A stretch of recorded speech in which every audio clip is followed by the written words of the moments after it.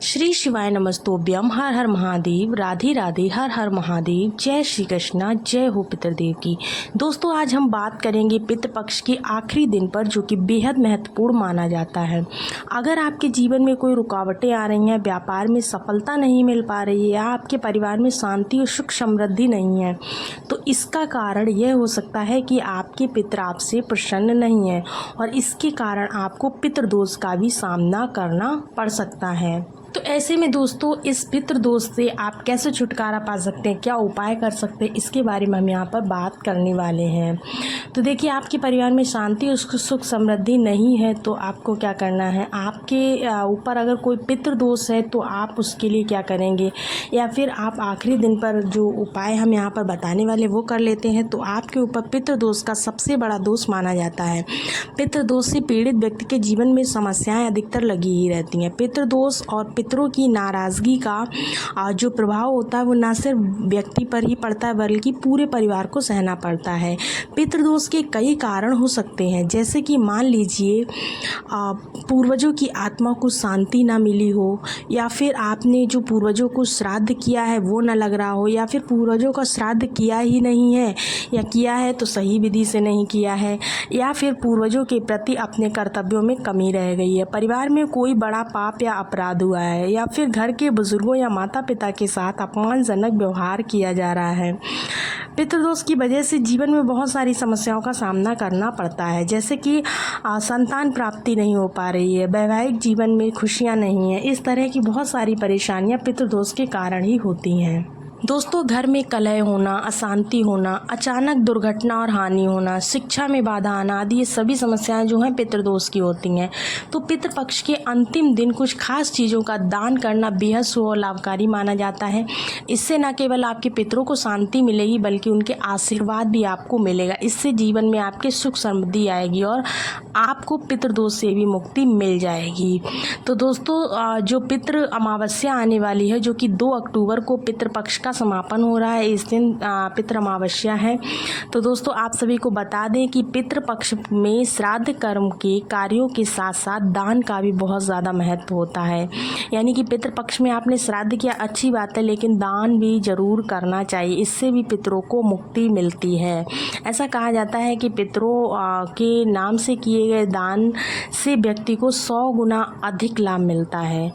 वह कुछ ऐसी वस्तुएं होती हैं जिनका वर्णन शास्त्रों में भी किया गया है, जिनका दान पितृपक्ष यानी कि श्राद्ध के आखिरी दिनों में किया जाता है।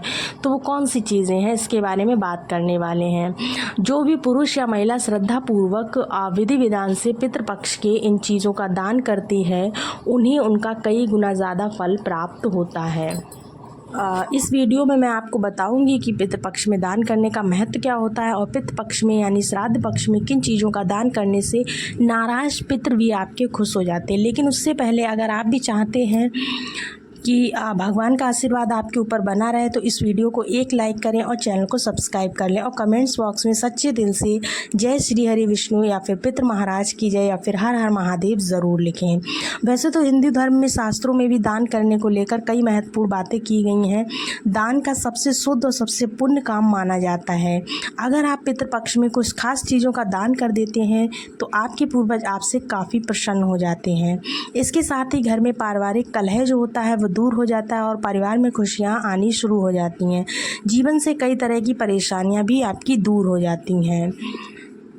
तो आइए जानते हैं कि पितृपक्ष के आखिरी दिन आपको कौन सी चीज़ों का दान करना चाहिए, जिससे कि आपके पितृ खुश होकर आशीर्वाद देने लगे हैं। देखिए, पहली चीज़ है लगा हुआ पान। दोस्तों, पितरों की कृपा प्राप्ति के लिए पितृपक्ष में पितरों को लगा हुआ पान दान करना चाहिए। लगा हुआ पान का मतलब है पान के बीड़े से है। जो भी पुरुष या महिला पितृपक्ष में लगा हुआ पान दान करते हैं, उनका घर जो है वो धन धान्य से परिपूर्ण हो जाता है। दूसरी चीज़ है चमेली का तेल। दोस्तों, श्राद्ध पक्ष में रोज पितरों के निमित्त सरसों के तेल का दीपक जलाना चाहिए, लेकिन दान करने में आपको सरसों का तेल नहीं, बल्कि चमेली का तेल दान करना चाहिए। चमेली का तेल अगर आप अमावस के दिन दान कर देंगे, तो इससे आपके पितर खुश होंगे। इससे आपके घर में धन संपत्ति की समस्या जो होती है वो दूर हो जाती है। तीसरी चीज़ दोस्तों, आपको दान करनी है काले तिल। कोई भी व्यक्ति अगर श्राद्ध पक्ष में काले तिल का दान नहीं करता है तो उसका दान अधूरा माना जाता है। तर्पण के समय हाथ में जल और काला तिल लेकर ही पूर्वजों को जल अर्पित किया जाता है। पितृपक्ष में काला तिल घर लाने और दान करने से वंश का विस्तार होता है। इसके साथ ही संतान सुख की भी प्राप्ति होती है। चौथी चीज़ दोस्तों है नमक। नमक जो है पितृपक्ष के दौरान नमक को आप सफ़ेद नमक जो होता है उसका दान कर सकते हैं। पितृपक्ष में सफ़ेद नमक का जो दान होता है वो पितरों को बहुत ज़्यादा प्रसन्न करता है। और अगर आपकी कुंडली में पितृदोष है तो पितृपक्ष में आपको नमक का दान अवश्य करना चाहिए। दोस्तों इस बात का ध्यान रखें कि जो आप नमक दान कर रहे हैं वह सेंधा नमक नहीं होना चाहिए। डेली वाला या फिर जो सादा नमक हम लोग खाते हैं वो होना चाहिए। अगली चीज़ आपकी जौ। पितृपक्ष में जौ की खरीदारी करने से अन्न धन के भंडार कभी खाली नहीं होते, क्योंकि जौ को धरती का पहला अनाज माना जाता है। इसे सोने के समान माना जाता है, इसलिए पितृपक्ष में जौ का दान स्वर्ण के समान फल प्राप्त करने वाला होता है।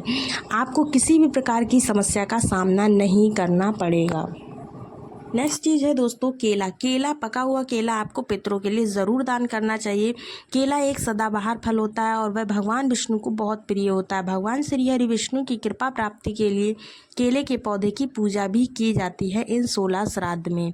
इसके अलावा भगवान विष्णु वैकुंठ धाम के मालिक और मोक्ष को प्रदान करने वाले, ऐसे में पितर केले का दान पाकर प्रसन्न होते हैं और आशीर्वाद देकर अपने वंश को धन्य करते हैं। अगली चीज़ आपकी है दही। दोस्तों आपको बता दें कि पितरों की तृप्ति के लिए जब आप पितृपक्ष में भोजन का दान करते हैं तब आप दही का दान ज़रूर करें, क्योंकि पितृपक्ष में दूध से ज़्यादा दही का महत्व होता है। दूध जो होता है कच्चा होता है, जबकि दही पके दूध से बनता है और वह जमा हुआ होता है। इसके अलावा पितरों को दही प्रिय है, क्योंकि दही स्थिर और जमी हुई चीज़ है। पितरों को इसलिए दही दान करते हैं जिससे कि हमारे जीवन में भी स्थिरता बनी रहे। नेक्स्ट चीज़ है दोस्तों सफ़ेद मिठाई। पितृपक्ष में सफ़ेद मिठाई का दान पाकर पितृ खुश हो जाते हैं। प्रेत मंजरी में लिखा हुआ है कि मृत्यु के बाद व्यक्ति प्रेत भाव में होता है वह अंधकार में रहता है। इस भाव में वे अपने वंश को प्रताड़ित या परेशान ना करे, इसके लिए उनके लिए सफ़ेद मिठाई का दान करना चाहिए, क्योंकि सफ़ेद रंग पितरों का प्रिय रंग होता है और श्वेत रंग सकारात्मकता का भी प्रतीक माना जाता है। अगली चीज़ है आपकी दक्षिणा।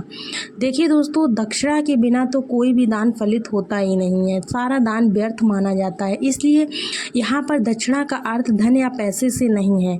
दक्षिणा में आप अपने पितरों के लिए कोई पात्र यानी बर्तन जैसे कटोरा, लोटा, थाली आदि भी दान कर सकते हैं।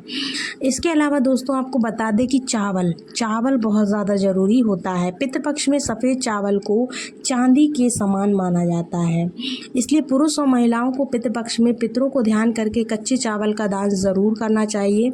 इससे आपकी आर्थिक तंगी दूर होती है और कारोबार में भी बहुत ज़्यादा तेजी होती है। जो व्यापार है वो वृद्धि की ओर बढ़ने लगता है।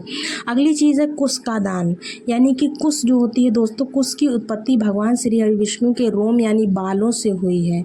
कुश जो होता है ना वह, तो इसमें क्या होता है, श्राद्ध में कुश का बहुत अधिक महत्व माना जाता है। कुश की अंगूठी पहनाकर ही पूर्वजों का तर्पण किया जाता है। श्राद्ध पक्ष की जब तर्पण किया जाता है तो कुश की अंगूठी पहनाई जाती है।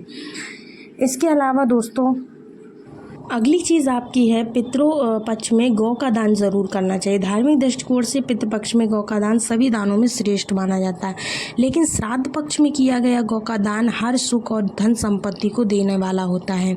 विशेष रूप से आप गौ का दान किसी ब्राह्मण या घर पर किसी गरीब व्यक्ति को करते हैं तो आपको कई गुना ज़्यादा इसका फल मिलता है।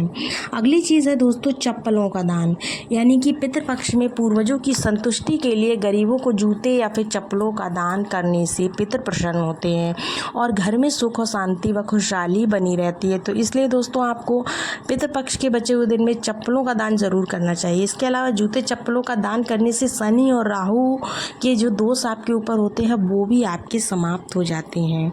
अगली चीज़ है घी का दान जरूर करना चाहिए। ऐसी मान्यता है कि पितृपक्ष के दौरान यदि गाय का शुद्ध देसी घी किसी साफ बर्तन सहित दान में दिया जाता है तो उससे पारिवारिक संकट दूर हो जाते हैं और पितरों का आशीष मिलता है।